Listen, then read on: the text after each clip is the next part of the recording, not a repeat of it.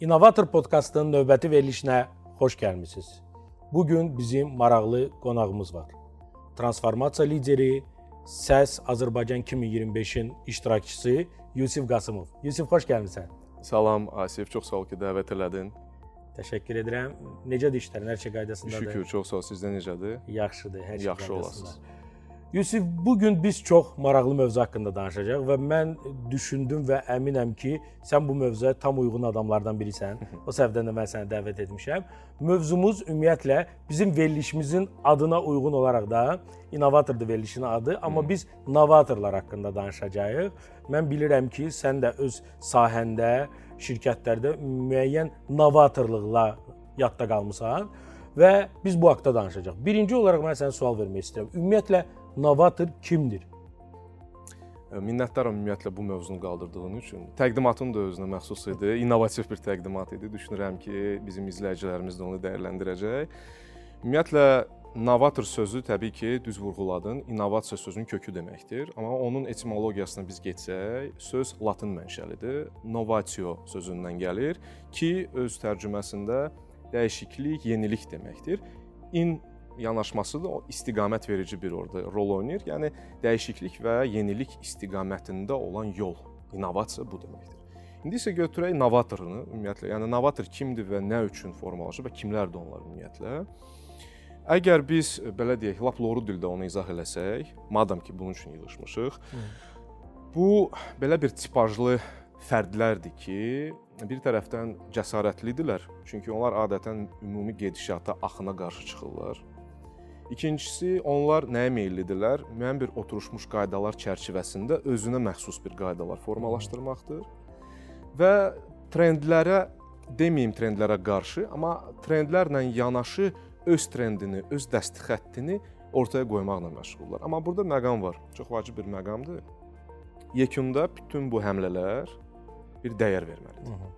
Əgər yeniliklər sadəcə yeniliklər üçün ediləcəksə, dəyişikliklər sadəcə dəyişiklik adı getsin deyə ediləcəksə, onun heç bir effekti olmayacaq. Başa düşürsüz? Ona görə mütləqdir ki, bunun yekununda bir dəyər olunsun ki, bu dəyişikliyin davamı olaraq ortam, çevrə, cəmiyyət, bəşəriyyət faydalana bilsin və bu nöqtədən sonra artıq bu gedişat uyğunlaşa bilsin.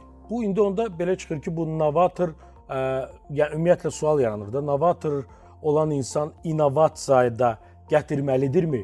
Bu sual ortaya çıxır da. Çünki novator misal olaraq da indi hal-hazırda dünyada siyasətdə baş verənləri görürük. Trump hər gün nəsə dəyişiklik edir və belə baxanda da özü üçün, ölkəsi üçün müəyyən dəyər gətirir də. İqtisadi baxımdan ola bilsin, müəyyən fərqli baxımlarda hər gün dəyişikliklər gətirir. Bu insanı biz innovator adlandıra bilərikmi? Düzdür, bəzi dəyişikliklərin içində innovasiya da var. Mən amma qırağa çıxıram, innovasiya olmayan bir addımlarından söhbət gedir ki, hər hansı bir dəyişiklik edirsə və orada innovasiya yoxdursa, bu insan novator sayıla bilərmi, yoxsa yox? Ümumiyyətlə, innovasiyanı biz belə tərifini götürsək, innovasiya nə deməkdir? Hər hansısa bir oturmuş prosesdən kənar yeni bir məhsul, xidmət, proses və təşkilati hər hansı bir struktur. Biz belə öyrəşmişik, düzdürmü? Amma elə nümunədən yola çıxsaq, tutalım Trumpı götürsək, yəni onun addımları hər tərəflidir. Yəni bu yalnız bizim öyrəşdiyimiz bir məhsul deyil, hər hansısa bir gedişat deyil. Fərdi yanaşmaları var, cəmiyyətə hər hansı bir töhfələri var, yəni madam ki, yəni prezidentdir və s. Amma təbii ki, yəni bir novatorun missiyası qlobal innovasiya gətirməkdir və onun işi də ondan ibarətdir ki, onun missiyası hətta deyərdim, ondan ibarətdir ki, gündəlik həyatında, həm şəxsi həyatında, həm peşəkar həyatında bunu bir model olaraq hamıya göstərməkdir və ilk növbədə özü rol model olmalıdır. Çünki əgər özünüz düşünün, hər hansı bir fərd innovasiyalar haqqında danışsa, halbuki özü novator deyil, nə dərəcədə bu innovasiyalar, belə deyək də, təbii səslənəcək? Məncə süni səslənəcək, elə deyilmi? Elədir. Mən də sənə həqiqətən də razıyam. Çünki belə olduğu halda novator, yəni bütün dövrlər boyunca hər zaman dəyişiklik eləyən insanlar olub. Hətta müharibə eləyən insan da bir gün oturub düşünüb ki, mən bir başqa ölkəni zəbt eləməliyəm. Onun da müəyyən dəyişiklik baxımından ki, mən ölkəmi böyütmək istəyirəm, təbii ehtiyatları artırmaq istəyirəm və s. Əslində dəyişiklik eləyib, amma onu novator adlandırmaq o qədər də olmur. Amma həmin dövr üçün ola bilər. Ola bilsin ki, onlar müəyyən bir hər hansı bir silah olmadığı zaman və ya silahın hansısa növü olanda yeni bir silah növü düşünərək edibsə bunu, orada test edibsə, onda bunu biraz da necəsə novator demək olar. Yəni burada ümumiyyətlə düşünürəm ki, innovatorun etik anlayışı varmı ümumiyyətlə? Bax burada elə buradan bir sual ortaya çıxır ki, misal üçün mən hər hansı bir ölkəni keçmişə gedək də, hər hansı bir ölkəni bir digər ölkəni zəbt etmək istəyirəm. Hal-hazırda mövcud olaraq ancaq tüfənglər var və ya toplar var, amma mən fərqli növ bir dənə yeni bir silah yəni düşünmüşəm, innovasiya eləmişəm və onunla digər ölkəni zəbt edirəm. Əslində mən innovasiya düşünmüşəm, yeni bir innovasiya ortaya çıxartmışam. Hansın ki, onun əsasında mən normalda bütün müharibələr misal üçün bir ay davam edirdisə, mən bunu 10 günə bitirə bilirəm. Yəni əslində mən innovasiya eləmişəm. Amma burada etik məsələlər ortaya çıxır. Yəni sən bu hansı üsulla bunu etmisən? Və burada bu novator olan insanın etik məsələləri nə dərəcədə olmalıdır və ya fərqi yoxdur. Çünki yəni buradan başqa bir məsələ indiki dövrümüzə çıxaq. Hal-hazırda çıxan süni intellekt. Yəni süni intellekt hal-hazırda çox insanın işini əlindən alır. Yəni etik baxımdan biraz baxsaq, bu insanların belə deyim də müəyyən qədər sadə işi görən insanların işini əlindən almağına gətirib çıxardır və bu biraz etik deyil də ki, onları pulsuz qoyacaq, ac qalacaqlar və s.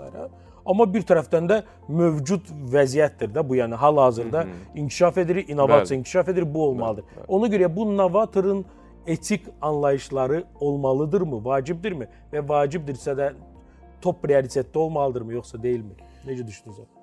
Əslində bu fərdi məsələdir və çox subyektiv məsələdir. Mən də desəm ki, bəli olmalıdır, bu mənim fikrim olacaq, kimsə razılaşmaya da bilər.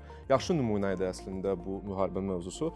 Yəni bu hər bir sahədə belə nümunələr gətirə bilərik əslində. Çünki bunu loru dilə gətirsək, innovasiya nə deməkdir? Daimi alternativ düşüncələr əsnasında özünü bürümək deməkdir. Çox üzr istəyirəm, sözü kəsim. Çox uyğun olacaq korporativ sahədə olan bir insan kimi məndə bir sadə bir misal da deyə bilərəm. Misal üçün şərti götürək bir Məmməd və bir Əli. Məmməd eyni işi görür, Əli də eyni işi görür. Sadəcə Əli o gördüyü işdə müəyyən novatorluq gətirib vəzifəsi qalxır və onun işini yerinə keçir və onun işini əlindən alır. Əslində baxırsan ki, bu insan mövcud şirkətə bir fayda gətirib, innovatorluq eləyib, innovator bir məhsul gətirib və ideya gətirib və yanaşma gətirib. Amma nəticədə etik baxımdan bir dostunu və ya həmkarını işsiz qoyub. Yəni burada həmin o dediyin etik mövzusudur. Sadəcə orada əsas məsələ yenə də dəyər mövzusudur. Onun əsas istəyi orada onu üstələməkdirmi karyera istiqamətini, yoxsa sadəcə şirkətə müəyyən bir töhfə verməkdir. Əgər ikinci mövzudursa, yəni mən varam belə bir təşəbbüskarlığa, həqiqətən lazımdır. Çünki tərəqqi, inkişaf yerində dayanmır. Bu gedəcək. Bu qatar yoluna gedib dayanmaqda fikri yoxdur, düzdürmü? Çox sürətli, çox güclü sürətlə gedir. Amma etik məsələlər yenə deyirəm, çox subyektivdir, fərdlərə bağlıdır. İki insanı yan-yana qoysaq, kimsə deyəcək bəli edərəm, kimsə deyəcək xeyr, qətiyyən etmərəm. Ona görə biz bunu mühakimə edə bilmərik. Mövzu isə odur ki, həqiqətən indi biz belə deyək də süni zəkanı da dedik, digər nümunələr də dedik. Yəni həqiqətən oturuşmuş qaydalardan kənar alternativ düşüncə. Çox sadə. Yəni əgər biz daimi olaraq bir alternativlər düşünürüksə, bizi götürək də, biz özümüzü novator deyə bilərikmi? Biz həmişə alternativlər düşünürüksə, desək ki, məsəl üçün də bu A plus A bərabərdir 2. Bütün dünya bunu bilir. Əgər bizim fikrimizdə gəlirsə ki, maraqlıdır, bu 3 olsa, bunun dəyəri nə olacaq və edə bilərəmmi bunu? Və onun yekununda onu edirəmsə və dəyər qatıramsa, demək ki, müəyyən dərəcədə isbat edə bilirəmsə, müəyyən dərəcədə novatorluq etmiş oluram da. Bu qədər bəsit. Yaxşı, belə bir sual yaranır da. İndi hamı indiki elə dövrdür ki, texnologiya dövrüdür. Hamı innovasiya ilə məşğul olur, məcburdur, bunun içindəyik. Yəni bunlar qaçılmazdır.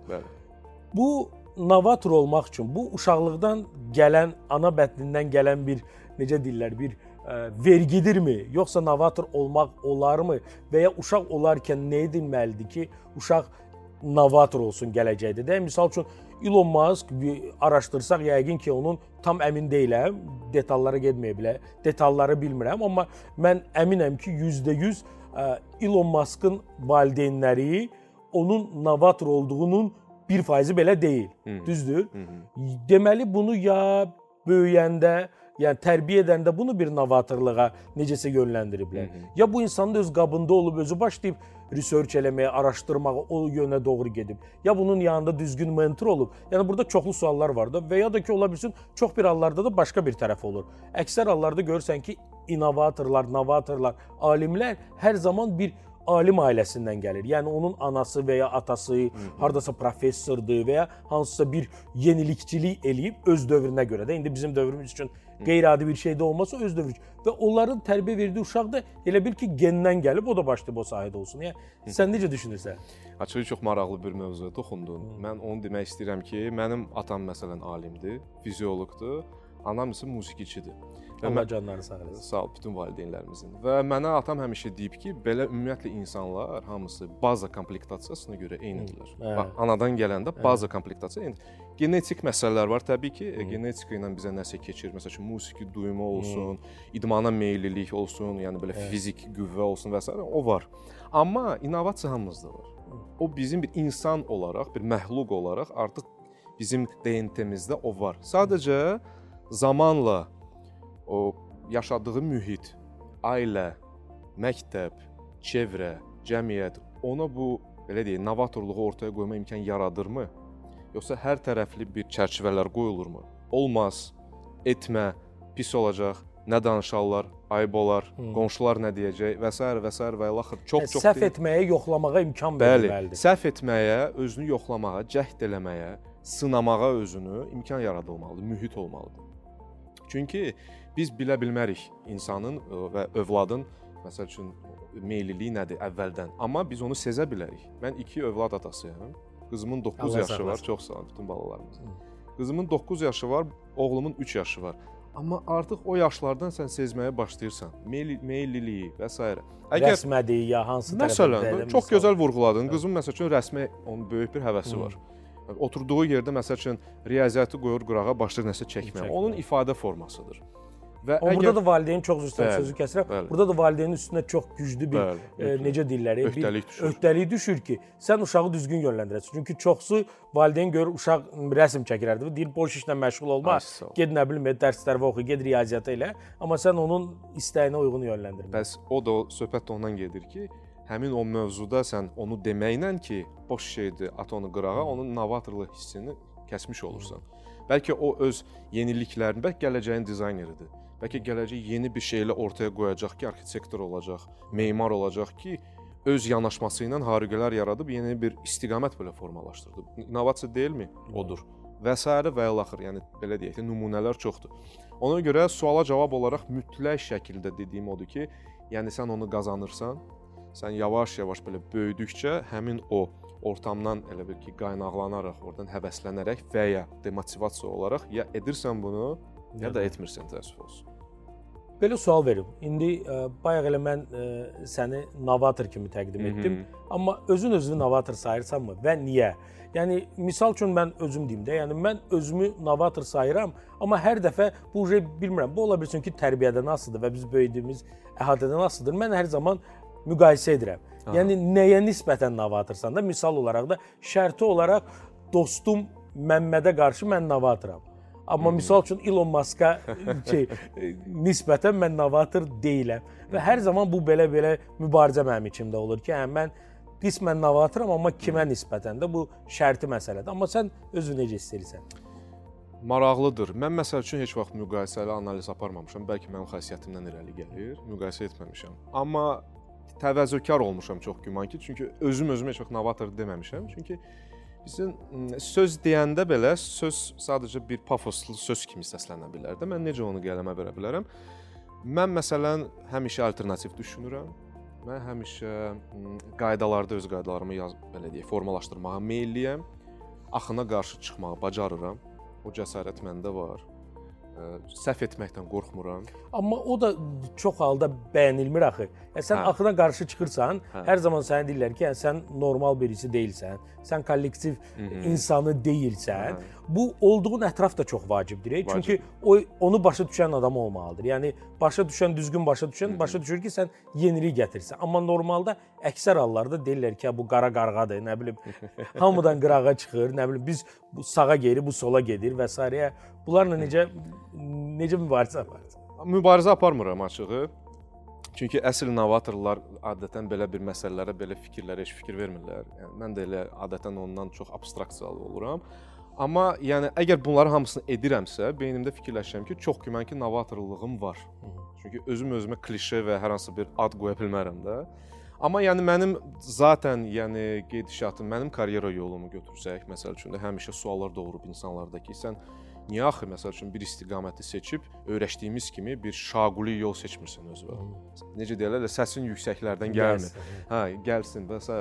Çünki mən inkişafı və məsəl üçün karyeranı üfüqi görürəm. Bu mənim baxışımdır və mən yəni ki, buna çox inanıram. Ona görə də mənim həmişə belə deyək, mütəmadi olaraq karyeramda dəyişikliklər üfüqi olur. Bir sektorda gedirəm, çalışıram, nəsə yaradıram, innovasiyalar tətbiq edirəm, sonra məsəl üçün digər istiqamətə, digər səmtə keçirəm və çox yaxşı hiss edirəm özümü. Əsas məqam da ondan ibarətdir ki, sən bunları edəndə xoşbəxtsənmi? Sən özünü rahat hiss edirsənmi? O belə deyək də, o təzyiq səni necə edir? Motivasiya edirmi, yoxsa demotivasiyadır? Çox rahat həyata keçirirəm deyə ona görə düşünürəm ki, bəli, hardasa özümə novator deyə bilərəm, amma deməyəcəm. Çox gözəl. Ümumiyyətlə cəmiyyətin inkişafı üçün novatorlara ehtiyac varmı? Yəni çünki bayaqki yenə də məsələyə qismən qayıdırıq ki, yəni novatorlar oldu, əla, ChatGPT-ni yaratdılar, amma nəticədə cəmiyyət üçün bu faydalı oldumu sualı dırnaq içərisində. Müəyyən kütlə üçün tam səmimi deyim ki, az say kütlə üçün bu çox faydalı bir şey oldu. Amma böyük bir kütlə üçün hansı ki standart gündəlik 9-6 işləyirlər, standart bir işlər görürlər, misal üçün sadə işlərdə operator işləri, SMM işləri və s. Bunlar üçün bu belə deyim də cəmiyyətə o qədər də düşünmürəm ki, onlardan sonrası deyər faydalı oldu. Amma novatorlar cəmiyyətə lazımdırmı? Bax bu sualı sən verdin, ilk mənim ağlıma gələn vaxtilə Steve Jobsun çəkdiyi, Apple üçün çəkdiyi çarx yadıma düşdü. Think Different çarxı, bilmirəm yadındadır yoxsa yox. Orada elə mətndə söhbət gedir ki, fərqlilər, nə bilim, axına qarşı çıxanlar, qarğalar, onlar hamısı bizim driverlərimizdir, bizi təkəmmülə aparan adamlardır. Kənardan biz onlara bəlkə də və ya kənarda onlar dəli kimi qələmə versələr də biz onlara geni deyirik, dahi deyirik və məhz belə dahilər həmin o dəliliyi özdə deyir sahibdirlər ki, dəliliyə ki, o dəyişə bilirlər o həyatı və dəyişirlər də. Şüar birbaşa olaraq belə səslənir orada və mən də çox razıyam bu sözlərlə. Həqiqətən bizə lazımdır novatorlar. Onlar çox deyil, çox olmurlar. Adətən azlıq təşkil edirlər. Sən düz vurğuladın ki, adətən söhbətin bir mövzusuna çevrilirlər ki, əşi oturduğumuz yerdə lazım idi bizə, sən kimsən ümumiyyətlə və s. Və ya şirkət nümunəsindən gedək ki, biz bəyən bu vaxta qədər işləyirdik, səhv işləyirdik. Desən bizə yenilik gətirirsən, yəni ki, bizdən ağıllısan, ağıl öyrədəcəksən. Yəni belə bir yozmalar var, amma fakt etibarilə biz görürük ki, həqiqətən bu texnoloji təkamüldən biz danışırıqsa, tərəqqidən biz danışırıqsa, inkişafdan biz danışırıqsa, həmişə kimsə bir fərd və ya müəyyən bir fərd toplusu ortaya gəlib o təkanı həyata keçirir, o talçoku bizə verir, bir rıçaq kimi bizi irəli salır ki, biz ora gedək. Lazımdır. Lazımdır çünki əsas kütlə bunu hiss etməyə də bilər. Çünki bilmirəm, yəqin bilirsən, belə bir bölgü var ki, early adopterlar. Hansılar ki, məsələn, ilk onlara özlərini atırlar yeniliyə. Mən məsəl üçün elə deyiləm. Mən özümə baxsam, mən minimalist adamım və hardasa hətta retrograd da özümü saya bilərəm. Amma bu o demək deyil ki, mənim retrograd daxilim novatorluğa belə ki, qarşı çıxır. Xeyr, onlar kəsişmir. Amma mənim tanışlarım və hətta qohumlarım, yaxınlarım var ki, early adopterlardır. Mən onlar qədər yenilik haqqında bu ən birinci çıxan kimi özlərini ora atmaqdan, yəni mən belə deyək də qıraqda qalıram, deyirəm ki, mən valehəm də. Necə bacararsın? Mənə biraz zaman lazımdır. Mən biraz baxım, düşünüm. Hə, alternativlər beynimdədir. Novator beynim işləyir. Amma mən onu ilk növbədə belə deyək də istifadə eləmirəm və yoxlamıram. Məsəl üçün sən Apple-un nümayəndəsisən də bildiyim qədərilə. Həmişə nəsə yenilik olan kimi atırsan özünü qabağa ki, bax budur, odur, bu birsədir. Müəyyən bir early adopterluq nümunəsi deyə bilərik. Amma məndə o yoxdur. Və mən düşünürəm ki, həqiqətən bizim cəmiyyətimizə belə bir tipli driverlər həmişə lazımdır.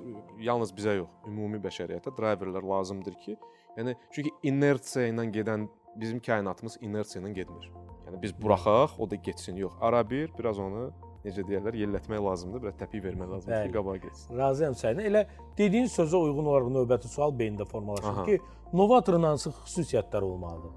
Yəni bu novator deyirik. Məsəl üçün novatorun hansı xüsusiyyəti olmalıdır? Mənə ilk ağlıma gələn ki, odur ki, insan daha biraz acımasız bir insan olmalıdır da. Yəni çünki sən ürəyin yanan bir insan, sentimental bir insan olsan, sən novator olmaq ehtimalın çox aşağı enir. Çünki sən nəyisə eləmək istəyəndə deyirsən ki, ayda elə yenə də bu çox danışırıq süni intellektdən, sadəcə olaraq indiki dövrün gündəmdir deyə ona görə. Məsəl üçün süni intellektin hansısa bir modelini yaradanda sən sentimental insansınsa dərhal düşünəcəksən ki, ayda mən filan qədər insanı işsiz qoyacağam, onlar necə olacaq və s. Yəni düşünürəm ki, insan birincisi acımasız olmalıdır. Bu mənim ilk olaraq ağlıma gələn şeydir ki, novator ağına bozuna baxmamalıdır. Necə ki, misal üçün yenə də Elon Musk'ı gətirək misal.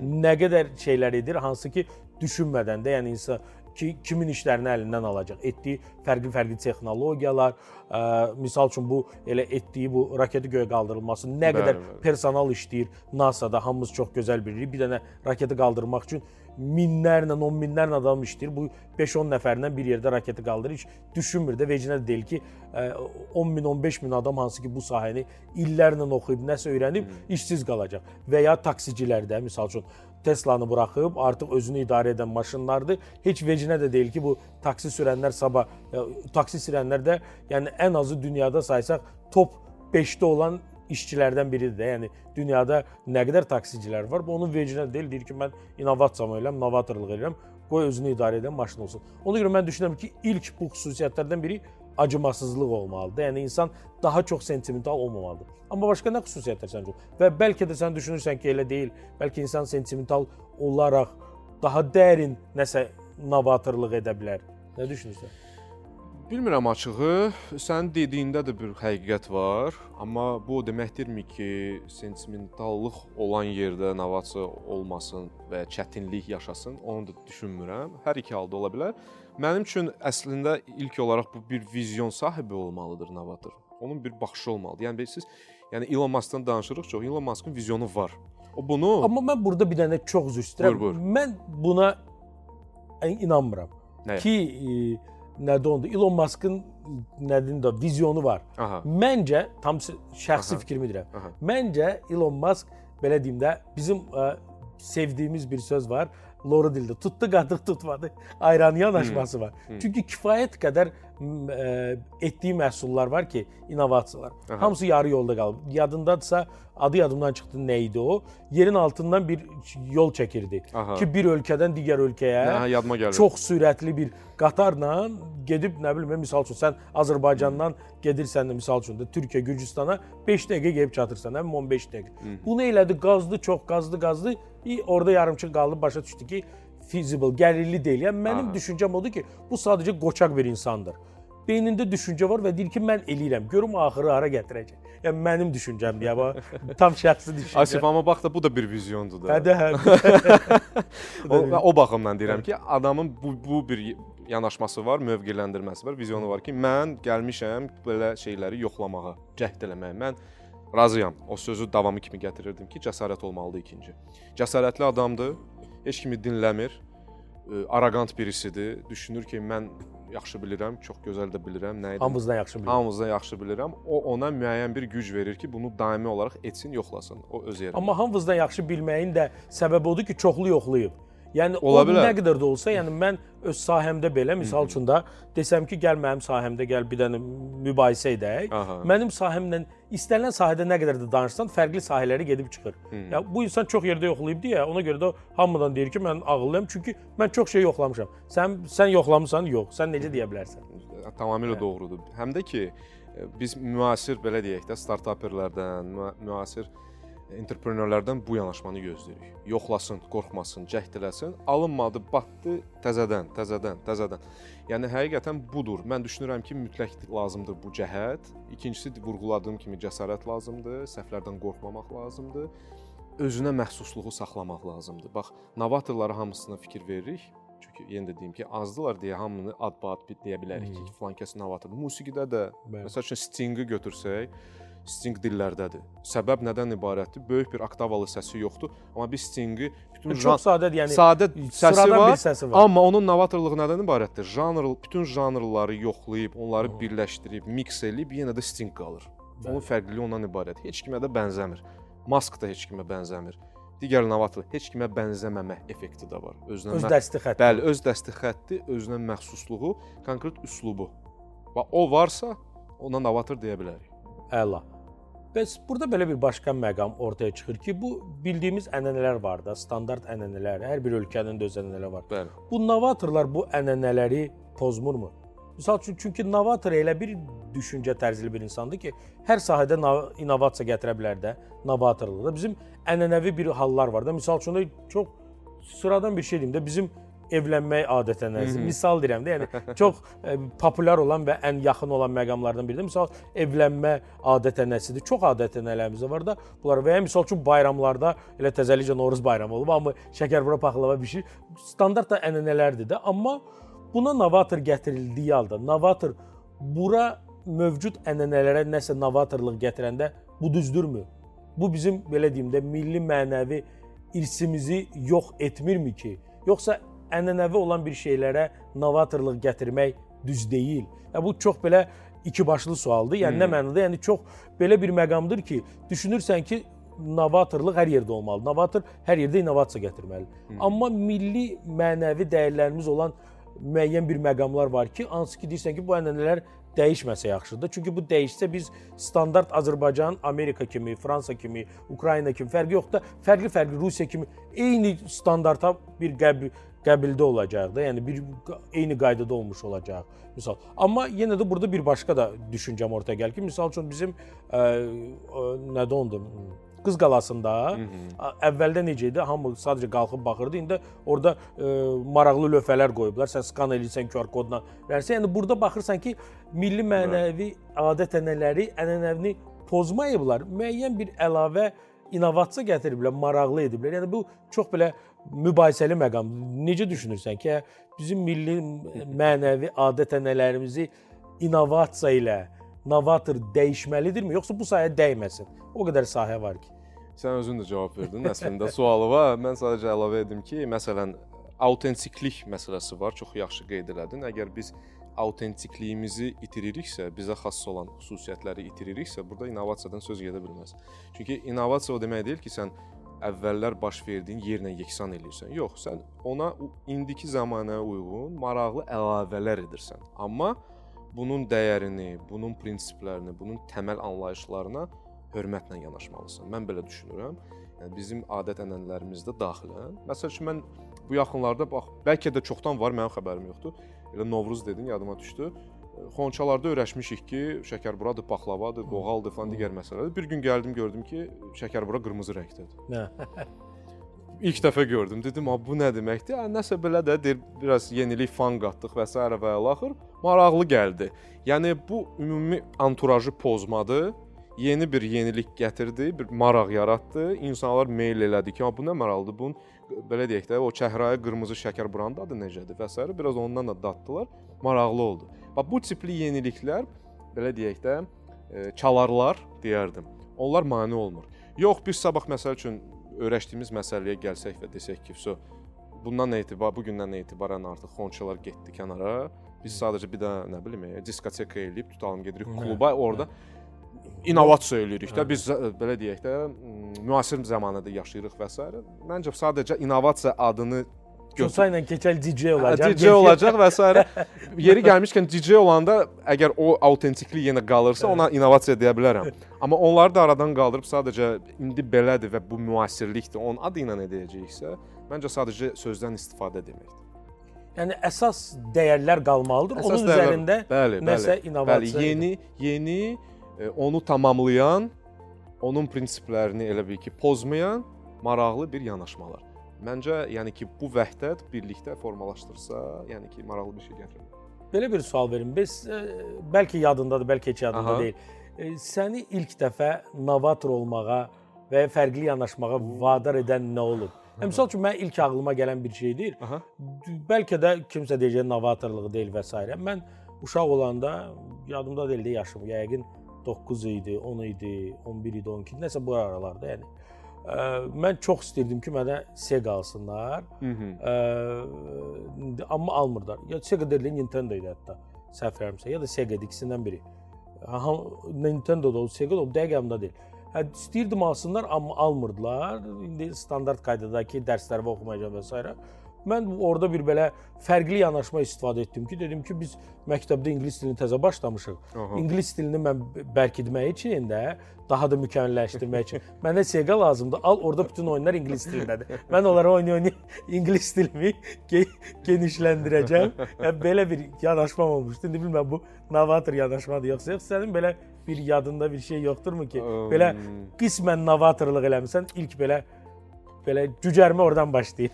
Buna oxşar məndə də olub, amma biz gəl açıq danışaq, mən variant deyək də buna. Bu variant. İndiki novator köynə bizim dövrümüzdə. Çünki məndə də 10-cu sinifdə oxuyanda atama dedim ki, mənə personal kompüter, desktop lazımdır. Nədir? Mən orada, nə bilim, falan şeyləri araşdıracağam, research aparacağım. Excel öyrənəcəm, Word öyrənəcəm. Axırda nə edirdim? Need for Speed Underground-dan futbol oynayırdıq orada. O heç, onu qoyuram qırağa. İndi ağlıma sən soruşdun, fikirləşirəm. Novatorluq deyə bilərikmi ona? Deməli, məktəbdə oxuduğum dövrdə mən rus sektorunda oxumuşam 11 il. Ümumiyyətlə dil olaraq düşündüyüm dil rus dilidir. Amma zamanla Azərbaycan dilini təkmilləşdirmişəm. Və məktəbdə elə bir artıq 9-cu sinif idi, 8-ci sinif idi. Adətən bizə belə bir şənliklər keçirilirdi. Və daim orada elə bir ki, aparıcılar qismində oğlanla qız seçirdilər. Bilmirəm nəyə görə, hansı məntiqə görə qız həmişə rus dilində danışırdı. Oğlan amma Azərbaycan dilində danışmalı idi. Və nəsə o dövrdə bilmədim, nəsə tapa bilmirdilər. Yaxşı Azərbaycan dilində danışan bir oğlan tapa bilmirdilər məktəbdə. Və təbii ki də Azərbaycan sektoruna gedirdilər, oradan soruşurlar ki, biz rus dilindəki uşaqlar Azərbaycan dilini biraz belə də rus sayağı danışırdılar. Aksentlə.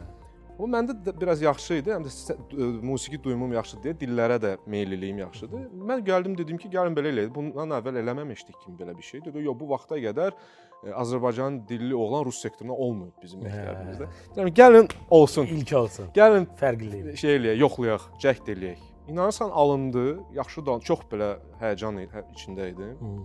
Baxmadı, yəni 8-ci sinifdə olmuşaq, aktiv zal, hamı oturub, direktor da baxır, sən də çıxmısan titrəyə belə falan. Amma normal idi. Sonra növbəti illərdə elə məni cəlb eləyirdilər ki, qardaş, sən rus sektorsan, amma bilirik ki, falan da tapanmırıq, gəl bir danış. Budurmu? Saya bilərikmi? Hardasa saya bilərik və digərləri axı innovasiyaları mən sırf şeylə bağlaya bilərəm ancaq. Mənim korporativ karyeramdan. Çünki baxma da mən evin tək övladı olmuşam və valideynlərlə yaş aramızda çox böyük olub və həmişə onların müəyyən bir planı olub da, gedişatla məktəbi bitirirsən, universitetə daxil olursan, universitetdən sonra olursan, ya nəsə. O mövzularda da olub, bəli. Sonra məsəl üçün magistraturaya gedəcəksən, sonra mütləq əsgərlik falan, ondan sonra yavaş-yavaş artıq korporativ mühitə düşdükcə başladım o çərçivələri yavaş-yavaş qırmağa. Bütövlüklə qırmağa başladım artıq evlilikdən sonra. Artıq mənim öz dünyam formalaşdı. Ondan sonra yavaş-yavaş o separasiyanı həyata keçirməyə başladım. Mən başa düşdüm ki, yəni bizim belə deyək də pokoleniyamız, bizim vaxtımızın uşaqları belə deyək separasiya mövzusunda biraz çətinlik çəkiblər. Mən şəxsən çəkmişəm.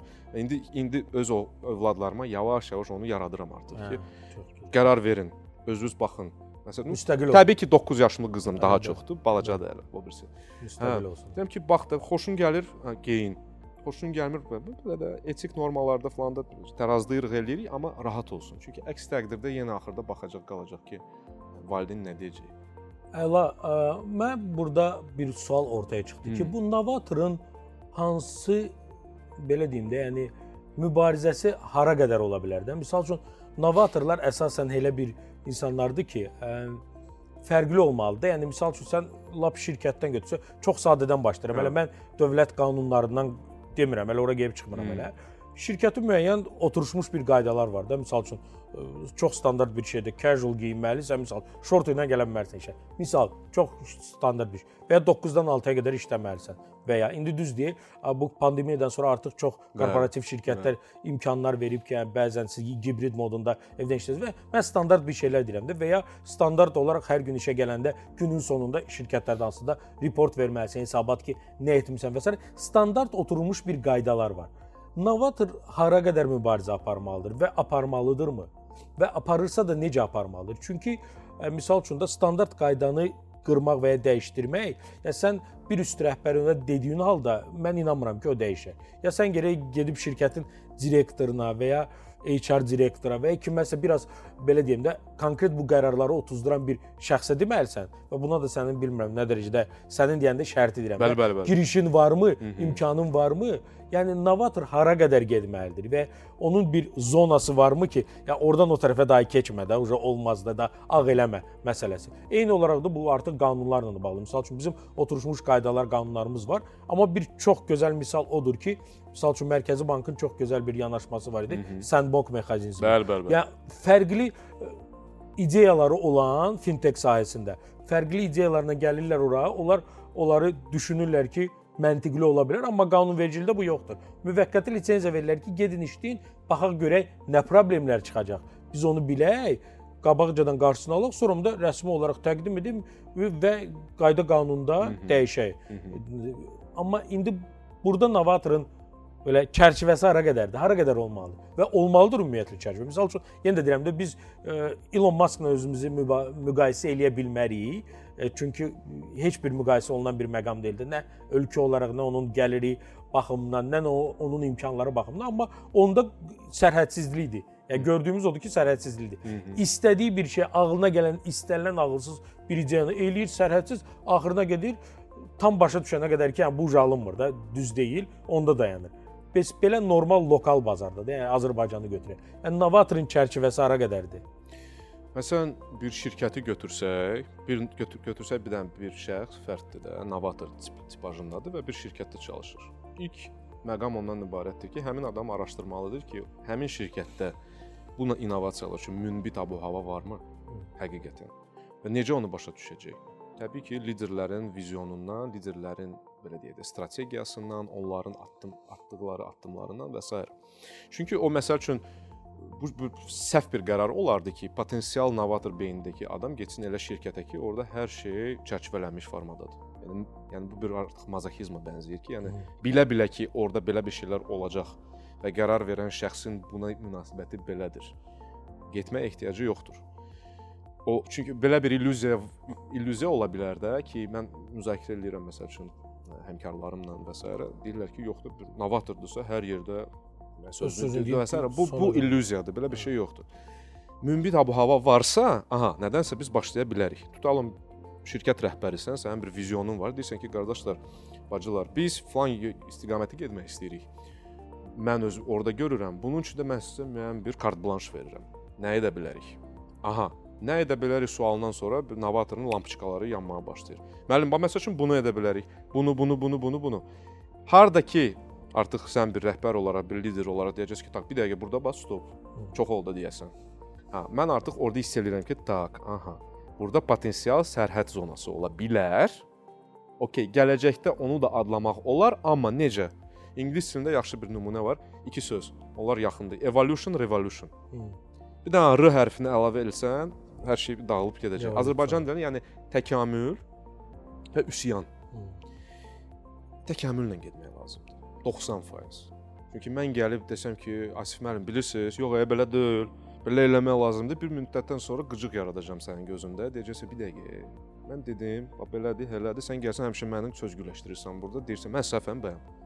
Bizim axı, belə deyək də, bizim potensial və yerli rəhbərlərimizin çoxunda egoless yanaşma hələ ki formalaşmayıb. Ego var. Sən mənimlə burada sözgüləşdirirsən. Başqa bir sən nə var da var. Sən məndən yaxşı bilirsən. Amma təkamüllə geçsəm, okey, Asif mən başa düşdüm. Burada, burada sərhədlər belədir. Gəlin onların çərçivəsində baxaq. Bu nə verəcək bizə? Və həmişə bayaq nə dedim əvvəldə? Dəyər. Biz bunu edə bilərik. Maraqlı bir gediş ola bilər. Nəticədə bunu verə biləcək bizə. Belə bir dəyər gətirəcək. Nə düşünürsünüz? Uyğundurmu sizə? Sizin vizyonla uyğunlaşır yoxsa? Yavaş-yavaş artıq bir müddətdən sonra etimad qazanandan sonra artıq həmin çərçivə sərhədini gəlib çıxacaq ki, deyə bilər ki, məsələn də Asif müəllim 1 il bundan əvvəl sizlə danışmışdıq.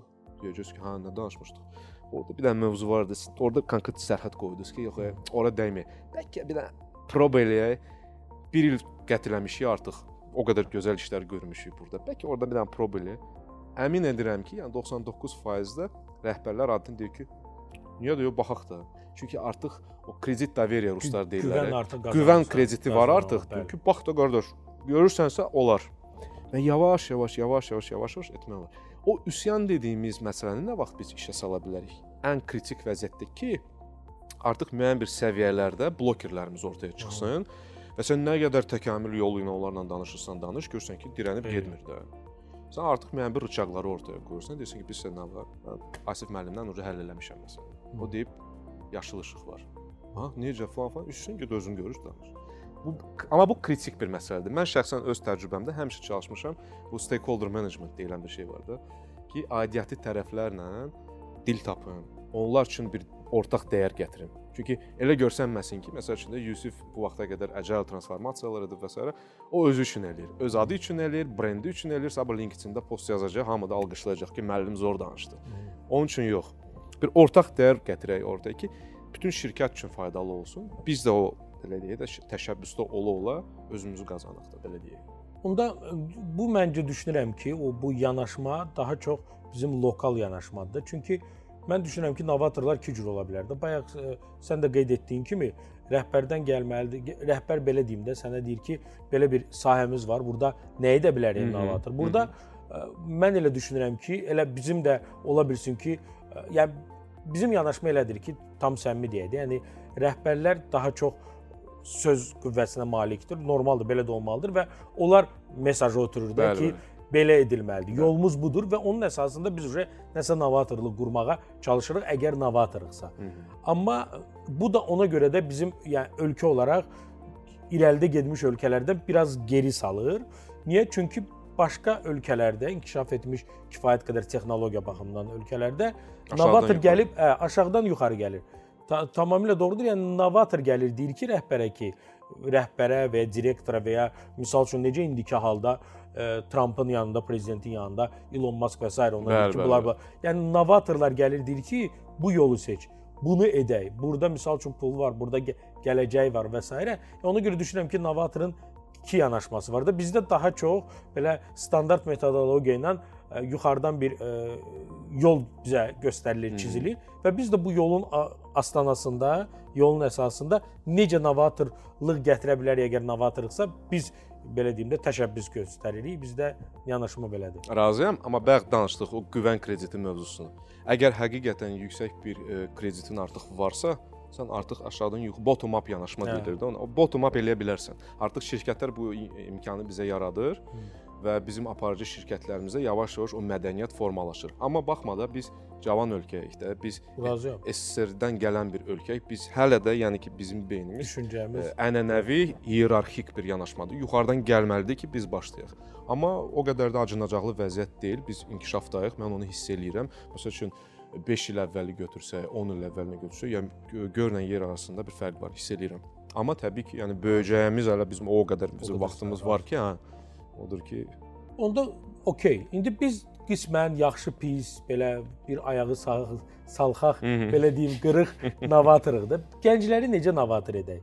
İndi çünki var gənclər, yenə də deyirəm də, yəni bizdə kifayət qədər novator gənclər var. Amma yəni belə müqayisədə götürəndə faiz nisbəti ilə əlbəttə ki, novatorlar çox azdır. Biz bunların sayını necə çoxaldaq? Nə edilməlidir? Yəni hansı mexanizmlər edilməlidir?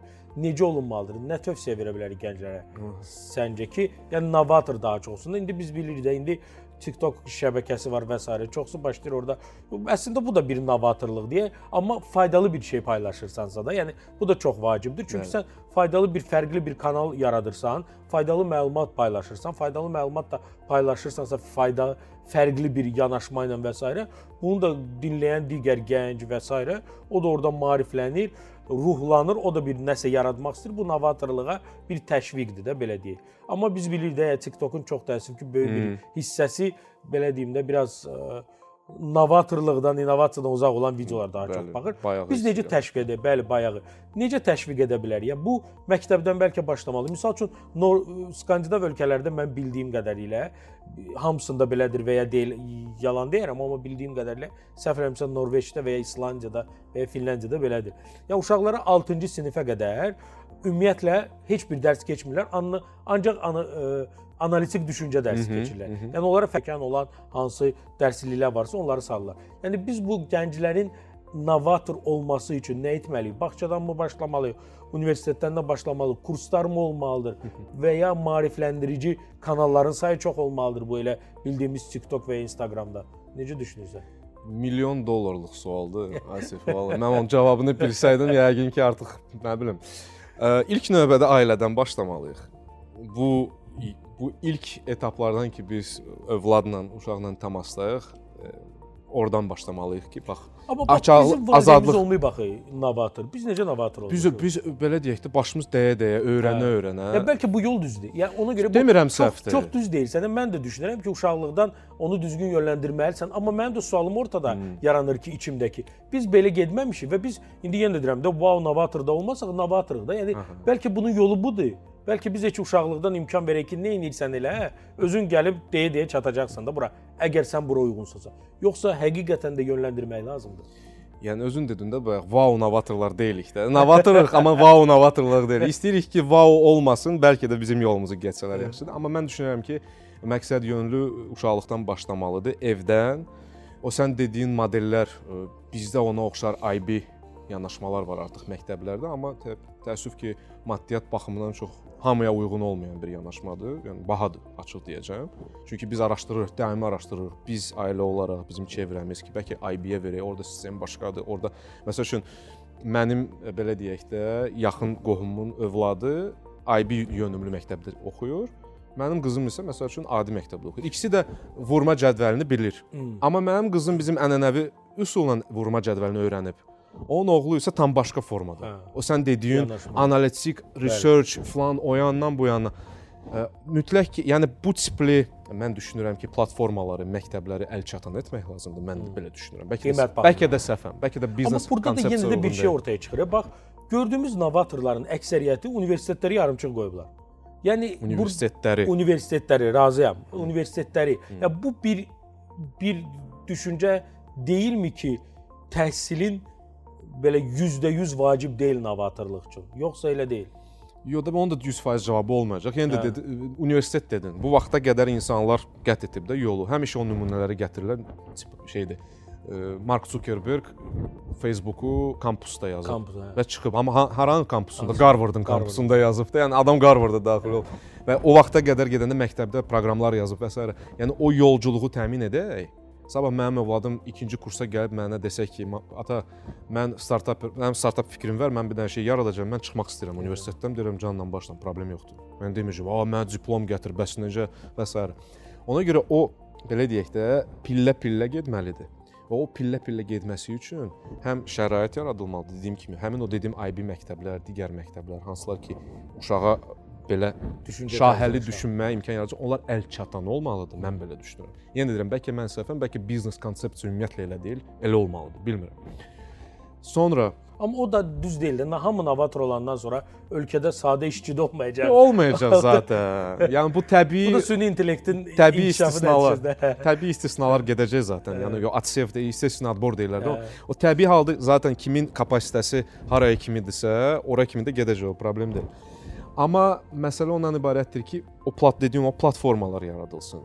Uşaqlar üçün o kamplər yaradılsın. Bu yaxınlarda belə yenə də mənim o bacanağımın oğlu, plymennik deyilir də ona, gedib bir dənə proqramçılıq kursuna Minecraft oyunun üzərindən bu uşaqlar software development-ın ilklərini öyrənir. Alqoritmistikanın belə deyək də ilklərini öyrənirlər. Nə gözəl. Oyun vasitəsilə.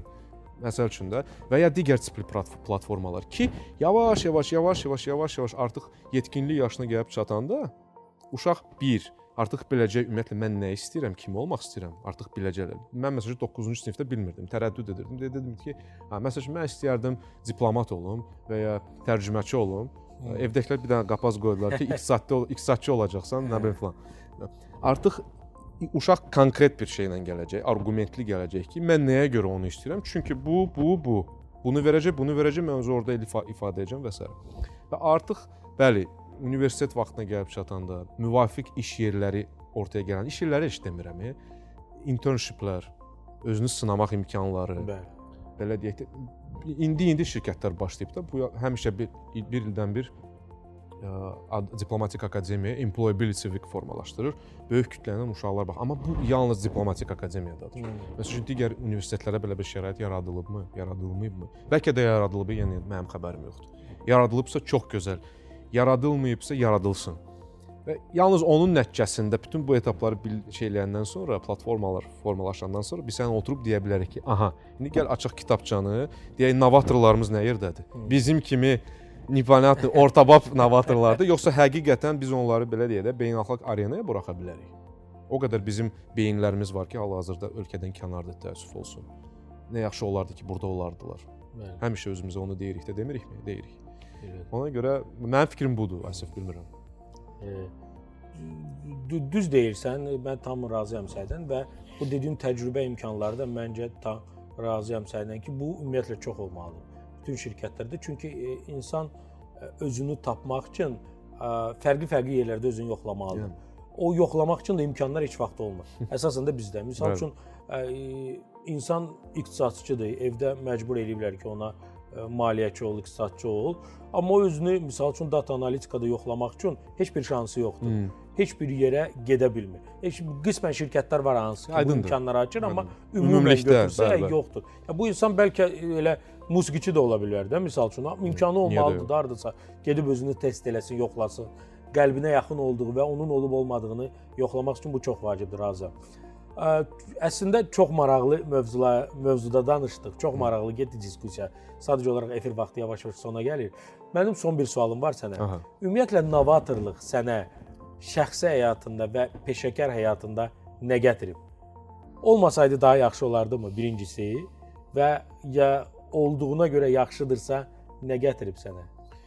İlk növbədə əsif bayaq vurğulayırdıq bu keyfiyyətləri və s. O keyfiyyətlər məndə olduğuma görə ilk növbədə mənim özüm olmağıma imkan verdi. Mən elə mənəm həmin o novatorluqda. Özümü Yusif hiss eləyirəm də, tam şəkildə özümü ifadə edə bilirəm və çox xoşbəxtəm bu istiqamətdə. Bu bir. İkincisi də ki, müəyyən bir özünə məxsus bir üslub mənə imkan verib göstərməyə həm işgüzar sahədə, həm də öz şəxsi həyatımda. Mən ümumiyyətlə work-life balansa inanmıram, mən sinergiyaya inanıram. Mən düşünürəm ki, şəxsi həyatın belə deyək, işgüzar həyatına daxil olub təzədən qayıtmalıdır və müəyyən bir birlik formalaşdırmalıdır. Mənim fikrim, mənim fəlsəfəm ondan ibarətdir. Və mənə bilsə nə xoş gəlir həmişə və mən düşünürəm ki, bunu deyəndə, mənə insanlar bunu deyəndə, demək ki, bəli, mən düzgün yoldayım və innovasiyaları qoyuram ortaya. Mənə sual verəndə ki, belə eləmək olardı. Mənə tez-tez o sualı verirlər. Olardı bunu etmək və s. Deyirəm, bu görürsünüz. Mən demirəm edin, amma mənim nümunəmdə sadəcə bilin ki, belə bir alternativ də ola bilər. Bu qədər.